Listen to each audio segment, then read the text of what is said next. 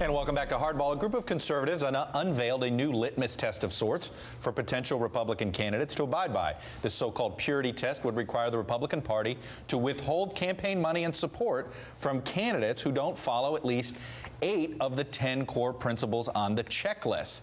So will this proposal unite the Republican Party to prevent what happened in that upstate New York race, or cause more internal division? And would Ronald Reagan have passed this test?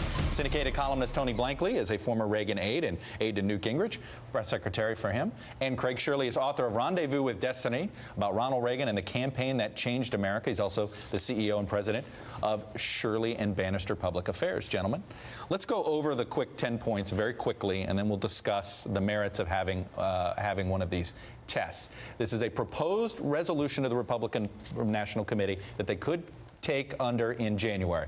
Number 1, smaller government. Number 2, being for market-based health care reform. Number 3, being for market-based energy reform against cap and trade, it's called. Number 4, being against so-called card check or this idea of the union elections. No amnesty for illegal immigrants.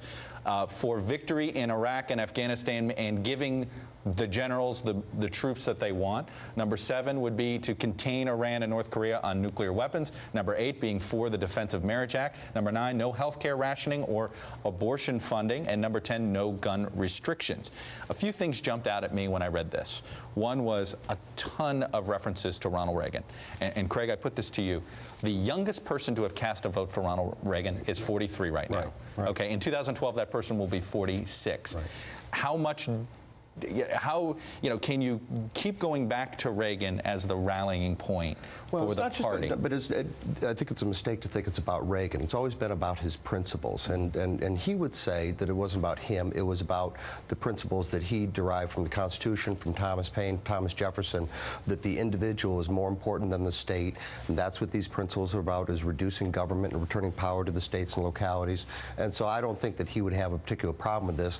I don't think the issue of litmus tests ever came up in the 1970s. Yeah, but the idea, what it says here, you got guys like, look, Mike Castle, you can't run a Delaware Senate seat without Mike Castle. Well, Mike Castle wouldn't, so what do you do? Don't forget, Reagan won in 1966 in California when California was a 2-to-1 Democratic state. It's not always about parties, it's also about your message and your ideology, is that we are a right-of-center country. We have over 40% of Americans are self-identified conservatives. So right there is the basis for the remaking of the Republican Party after all the excesses of the last 8 years. One thing you said to one of our producers was you thought this was too pessimistic, though. There was the word oppose was in there too much. Exactly, and I think that it's all about the presentation. Reagan evolved very dramatically from 76 to 80. His presentation became much more optimistic and much more inclusive. He wasn't anti-abortion, he was pro-life. He wasn't anti-communist, he was pro-freedom. So I think the presentation, if I was going to give them any advice, is to make the presentation more inviting.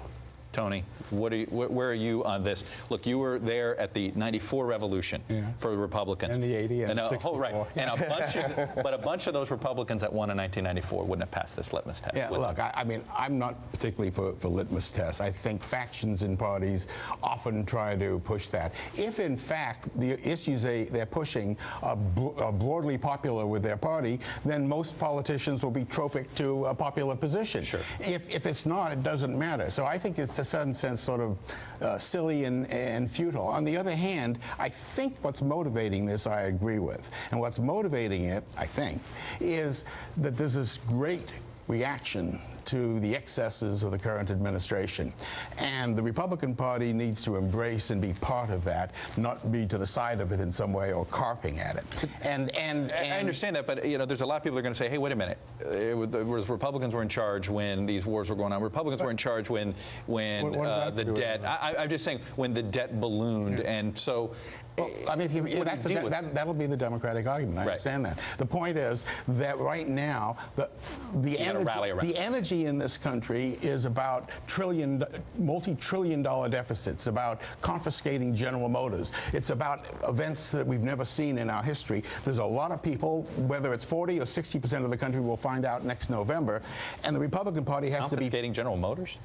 It was a forced bankruptcy. Forced it to file bankruptcy. It's about the presentation. I hear it. My point is that if Republicans were to nominate real liberals like that woman in New York 23, which was, I mean, she was more liberal even than her district, more than a Democrat, we have to ride that wave, but we can't enforce it. It's got to be a natural process where candidates stand up and relate to that force. And I think there's some concern that maybe it won't happen. Now, look. Do you think this makes it harder to invite new Republicans into the tent?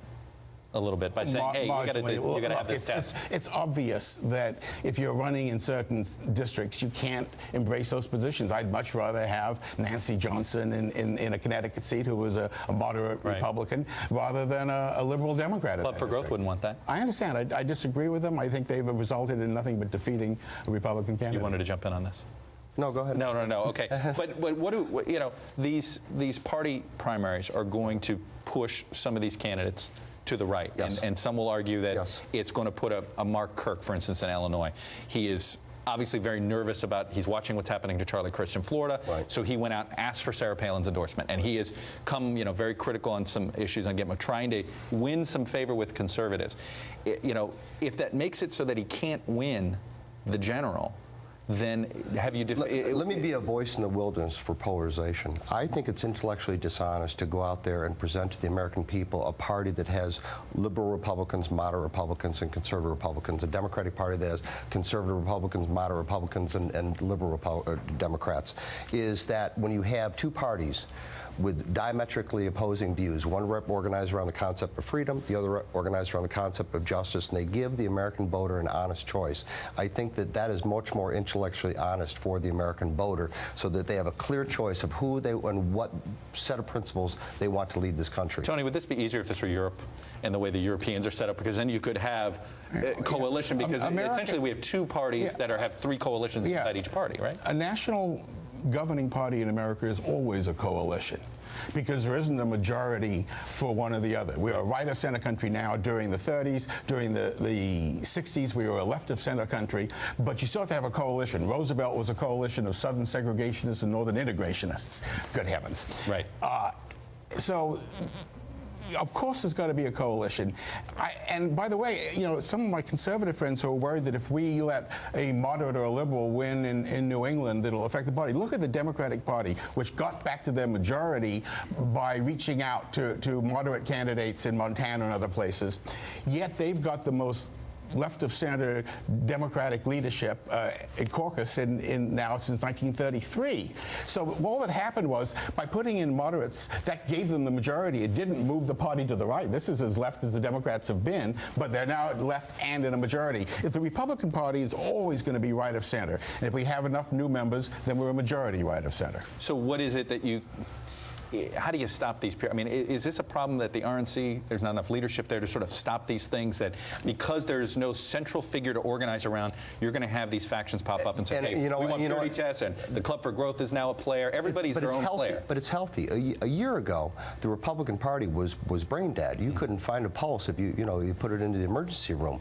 These vigorous debates are a good sign that there's vitality in the party, and there's going to be a lot. It's going to be like the bar scene from Star Wars. There's going to be chairs flying around, and there's going to be disagreement, there's going to be agreement, but eventually there's going to be commonality. Let the record show you said bar scene from Star Wars, and not me. Very quickly, but as he said, it is going to organize around populism once again, anti-Washington populism. The Republican Party is fighting because there's something to fight over, and that is a chance to they feel like they can win. We can win, so it's a prize worth having, so there's going to be a fight. Tony Blankley, Craig Shirley, thank you for sharing your views. Happy Thanksgiving. Happy Thanksgiving. Family.